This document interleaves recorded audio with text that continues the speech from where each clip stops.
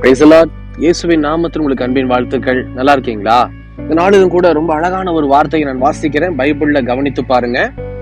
லூக்கா 19ஆம் அதிகாரம் 5ஆம் வசனத்தை சொல்லுகிறது, இயேசு அந்த இடத்தில் வந்தபோது அண்ணாந்து பார்த்து அவனை கண்டு, சகேயுவே, நீ சீக்கிரமாய் இறங்கி வா, இன்றைக்கு நான் உன் வீட்டில் தங்க வேண்டும் என்றார்.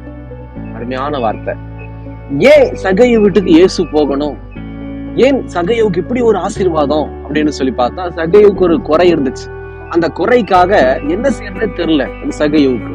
இத்தனைக்கும் சகேயு நல்ல செல்வம் படைத்த நல்ல ஒரு பதவியில இருக்கிற ஒரு மனுஷன். ஆனாலும் நிம்மதி இல்ல, ஒரு சமாதானம் இல்ல. அதுதான் ஒரு பெரிய குறையா இருந்துச்சு. அப்பதான் அந்த இயேசு கிறிஸ்துவை குறித்து சகேயு நிறைய கேள்விப்படுகிறார்.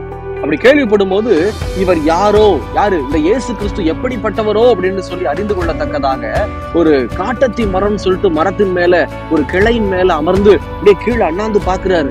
இயேசு வர்றத அப்படியே உற்று நோக்கி கவனித்து பார்க்கிறார். அப்பதான் இயேசு மேல அண்ணாந்து பார்த்து சொல்றாரு, இதுதான் நான் உன் வீட்டுக்கு வரணும். இது கர்த்தருடைய பார்வைக்கு செம்மையானதை சகேயு செய்திருக்கிறார். வேற எதுவும் இல்ல. இயேசு கிறிஸ்துடைய பார்வைக்கு ரொம்ப பிடிச்சிருக்கு இந்த செயல். என்னன்னா, சகேயு தேடுகிற விதம். இன்னைக்கு நம்ம ஆண்டவரை எப்படி தேடுறோம்? யோசனை பண்ணி பாருங்க. சகேயு போல உண்மையும் உத்தமத்தோட தேடுறோமா? இவர் யாரோ, இயேசு கிறிஸ்து எப்படிப்பட்டவரோ அப்படின்னு சொல்லி தேடிட்டு இருக்கிறோமா? தேடுதல் எப்படி தெரியுமா? அன்னைக்கு சகேயு உடைய கண்களுக்கு முன்னாடி இயேசு மாம்சமா இருந்தார். இன்னைக்கு ஆவியில இருக்கிறார் இல்லையா? அந்த ஆவியில இருக்கிற இயேசுவை எப்படி தேடலாம் அப்படின்னா, இந்த வசனத்தை உண்மையா வாசிக்கும் போதுதான் தேட முடியும். இன்னைக்கு ஆண்டவர் எப்படிப்பட்ட காரியத்தை கூட பேசுவாரு, என்ன வசனத்தை கொண்டு என் கூட பேசுவாரு, என்னிடத்துல என்ன எதிர்பார்க்கிறார் அப்படிங்கிற ஒரு நல்ல அபிப்பிராயத்தோட நல்ல அனுபவத்தோட நீங்க வசனத்தை வாசிக்கணும். ஏனோ தானோன்னு சொல்லி ஒரு பேப்பர் படிக்கிற மாதிரி வசனத்தை வாசிக்கிறவங்களுக்கு கர்த்தர் இந்த மாதிரி ஆசீர்வாதத்தை கொடுக்க முடியாது.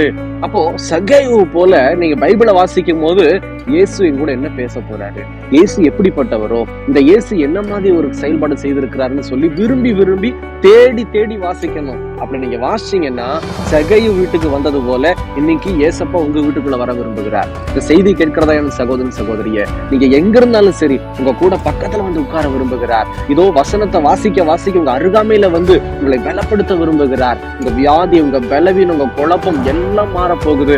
ஏன்னா அவர் தான் நமக்கு பரிகாரியாகிய கர்த்தரா இருக்கிறாரே தவிர வேற யாரும் நமக்கு பரிகாரி கிடையாது. ஒப்பு கொடுக்குறீங்களா? கண்களை மூடி ஒப்பு கொடுக்கலாமா? எங்களை நேசிக்கிற நல்ல ஆண்டவரே, இந்த வேலைக்காக ஸ்தோத்திரம். தகப்பனே, சகேயு உம்மை தேடின போது சகேயுடைய வீட்டுக்கு கடந்து போனி ஆண்டவரே ஆசீர்வதித்தீரே, நிம்மதியை சமாதானத்தை கொடுத்தீரே.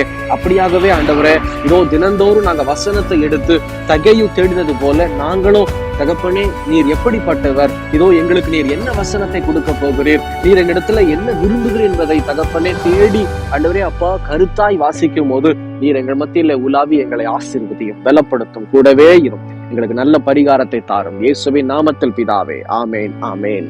தொடர்ச்சியா ஜெபம் பண்ணுங்க, சகேயு போல தேடுங்க. கர்த்தர் உங்களை ஆசீர்வதிப்பாராக. எங்களுக்கு அவன் ஜெபித்துக் கொள்ளுங்கள். God bless you.